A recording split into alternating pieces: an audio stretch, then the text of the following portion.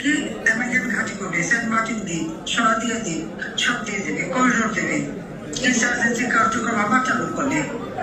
একটু আমার কাছে ছিল, আমি রাজি হয়নি। আচ্ছা, এখন একটা জিনিস চিন্তা করেন, সবাই মিলে আপনার ভাবেন, যদি এখানে ঘাঁটি আমার বাবা করতে দিতেন, উনি বেঁচে থাকতেন।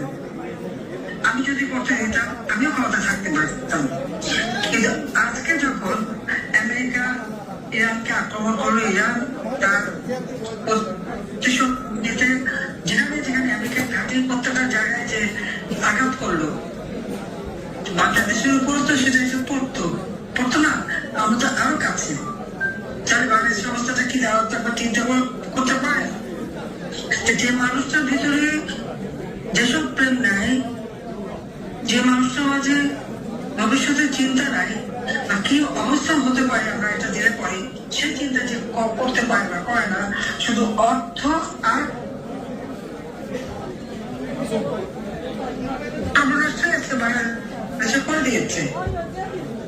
এখান থেকে বাংলাদেশকে উদ্ধার করতে হবে, এই যে শাসনের হাতে মুক্তি দিতে হবে। হ্যাঁ, নির্বাচন হচ্ছে, একজনকে সারাটি এসেছে, পরিবর্তন তো কিছু দেখতে পাচ্ছি না। আওয়ামী লীগের উপর নিপীড়ন চলছেই, নির্যাতন চলছেই, এটাই তো। আর আওয়ামী লীগের যেখানে যে কজন বাইরে ছিল নামগুলো সব সাথে গ্রেপ্তার। আমি একজনকে বলে দিই, জামিনে আপনি একটু চালান, অন্য দেশে গ্রেপ্তার। এই যে অবস্থা হচ্ছে, আওয়ামী লীগকে তারা নিশ্চিহ্ন করে দেবে। আমাদের প্রায় 10,000 নেতা কর্মীকে হামলা, মামলা, খুনের শিকার, বাড়িঘর পুড়িয়েছে, মানুষ মরে গেছে, কেউ বলতেই পারে নাকি? বঙ্গবন্ধুর স্মৃতি জাদুঘর যখন আগুন দিল, সিআরআইতে আগুন দিল, জল দিল, 3টা লাশ পড়ে আছে। এরকম বহু লাশ পড়েছিল, কোন শনাক্ত করতে পারেনি।